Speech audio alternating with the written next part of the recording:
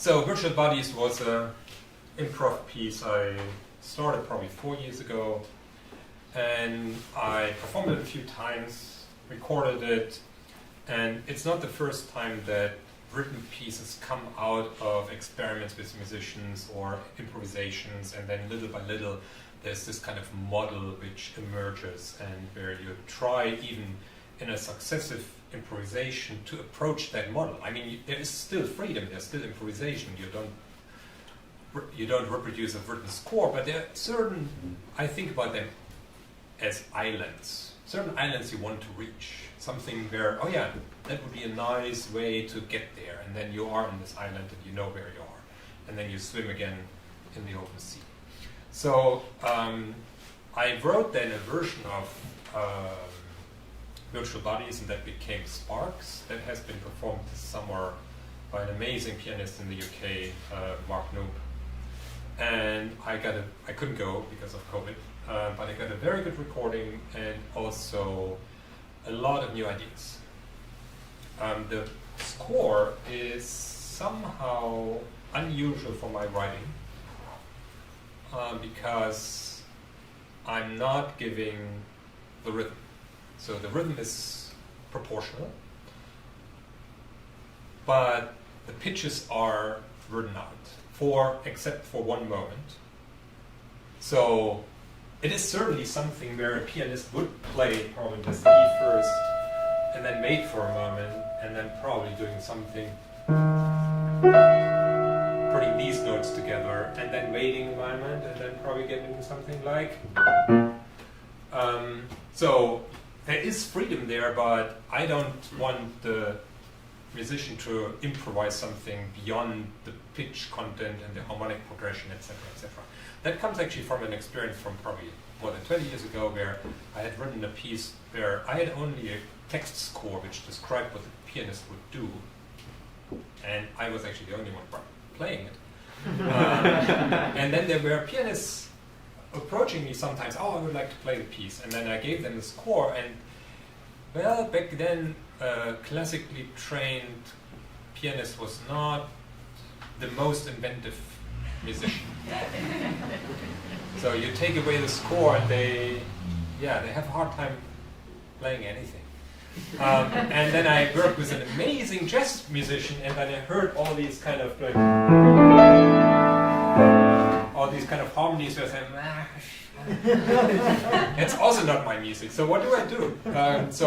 This is kind of a compromise I came across, which I like, where there is freedom and still hopefully space for the musician to do something while listening. And that is probably, that's something I encountered a lot with musicians. I think listening and counting are two activities that are really hard to do at the same time. So you ask the musician to listen to the output of the electronics and you give them kind of a Ferneyhough score.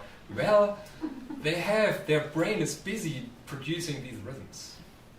So what I want in this piece, that the musician is actually really listening to the electronics and reacting to it, because electronics are different every single time. There's no pre-rendered anything in the computer. It's generated by the musician playing. So if I want this kind of back and forth between what the musician does and what the electronics do, well, I better don't ask them to count. And so there are moments like this one down here where I'm just giving a pitch field and then say, do something to it.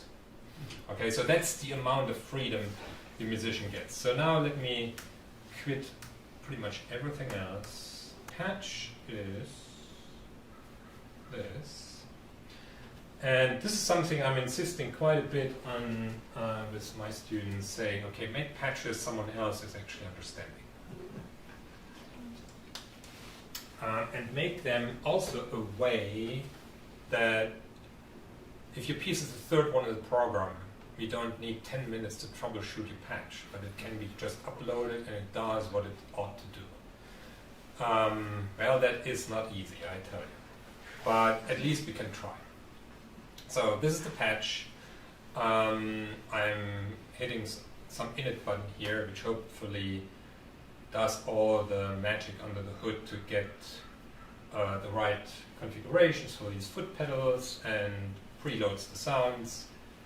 and with a very short, hopefully short test, we should be going. So I can check that my foot pedal is actually doing something. So I see it here, but it's not triggering immediately something. I can also check that this MIDI pedal is doing something great. I'm checking just a little bit of a sound here. Well, it seems to work. And I'm checking also my piano tracker. I will talk about that in a second. And what you hear is actually the real piano plus a fake piano.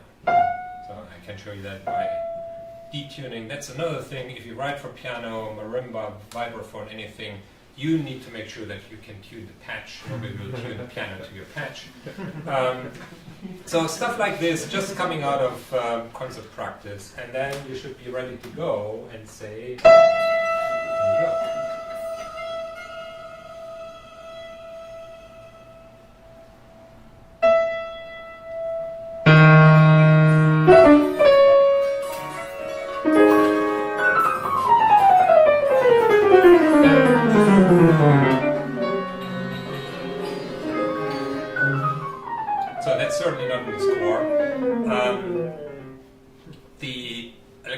Have not been produced. I mean, there's a lot of material in there that's all organized in libraries. What happens essentially is that there is, in quotes, polyphonic piano tracker at work. That's something I have been dreaming of since a long time. That we get the possibility to do something where we know what the pianist is playing without relying on a MIDI piano. I mean, having a MIDI piano is beautiful, but you have very few concert halls outfitted with such an instrument. So what can we do actually if we just have the microphone? There have been a few attempts. Undiscover had some kind of a piano model of a polyphonic piano tracking in there. Now with the fluke 2 set, I was able actually to build something where I can at least track that input. Okay, so I'm going from C2 to an F sharp 6, 7, I guess. That's the range I need. That is about 17 notes. And you could think of, I built with an NMF, so this kind of a non-negative matrix factorization. It's a mouthful. You could think of, I trained the computer to recognize these 17 notes. And then I guess if you have never worked with these kind of neural networks, you don't want to overtrain it. So you don't want to just recognize this C sharp on this particular piano played with this particular dynamics. So it's probably, if you would think about face recognition, if you want an algorithm which makes the difference, let's say, between male and female faces, you don't want to train it only on one single face, then it would not even recognize my brother. So we need to figure out something to train it that it recognizes a piano played a C sharp. So what I did is I trained it with many different pianos, at least 4, and also some different tuning systems between equal-temperate and then mean tone or something. So training the piano to recognize those pitches, and if I then go to this moment, I could play anything here. So this was my dream 20 years ago, to have a prepared piano which would change its preparation on the pitch I'm playing.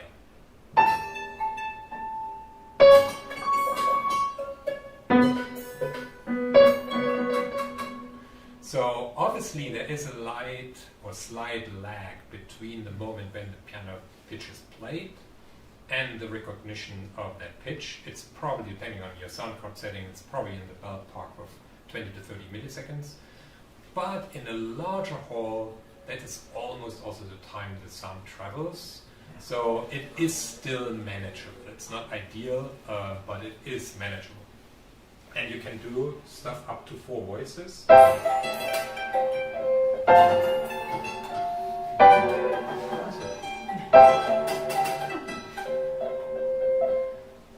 Because this particular patch in the piece also does some other stuff. You hear these low resonances, so that's part of the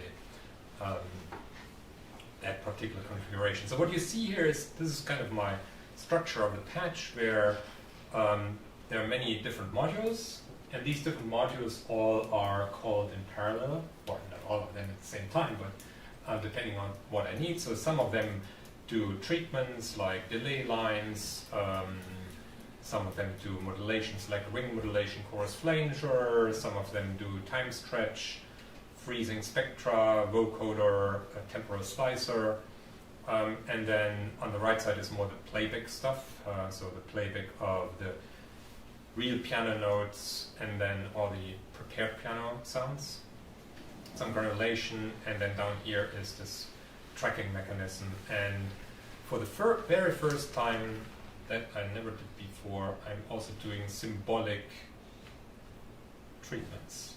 So I would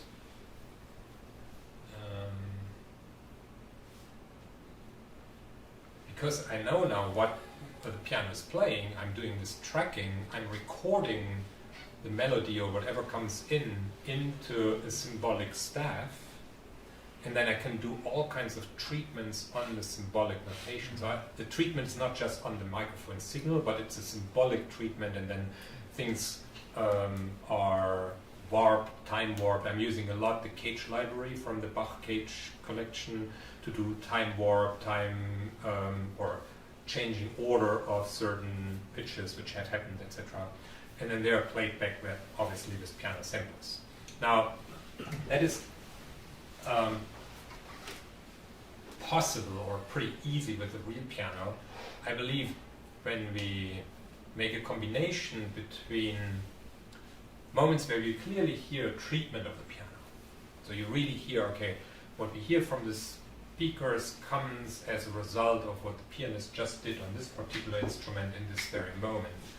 And then we add in sampled piano sounds which are certainly not coming from this piano. It gets kind of,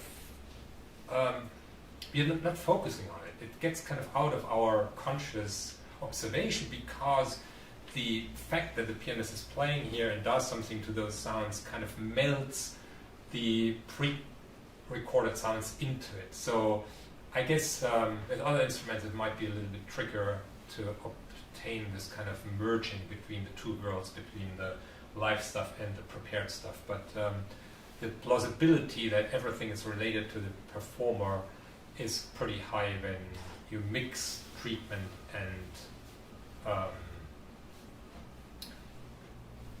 prepared sound sources. In order to work with those modules, then all of them, if I recall something, let's recall this again. So you see the ones which are currently active. I can also, if I need for testing purposes, just solo one or mute some, etc. So it's a pretty evolved patch, I would say, which comes out of many years of concert practice, what is actually necessary to bring something on stage, but also what constitutes a good tool for me composing. So when I said now the performance and the composition of Sparks, so the written out portion, has made its way back into the improvised version, wow, what I have here now is kind of moments from the score. So if I scroll back to the beginning and I go here to the beginning, well, this is the first line, you see. So I have those pitches here, they come from that score. When I improvise the piece, sometimes I would play something totally different. Later, in the second step, this C sharp becomes important because it triggers particular sounds in the electronics. So I'm just writing them in here for myself as a kind of a memory aid. But then I don't know what happens else in this section, and that's probably a minute. So there's a lot of freedom for me to improvise. And someone asked me, so why don't you play now Sparks? I said, no, that's for a pianist. That's for someone else who wants to play that piece. I want to continue improvising. I want to continue exploring. And just a few days ago, when I rehearsed the piece or practiced the piece, I came across something I had never done before, which is not even in Spark, and I love it so much I will hopefully reproduce it tonight. Okay, so that's what I had. I know I didn't leave you much time for questions, but it's either now or during the reception or later. Thank you very much.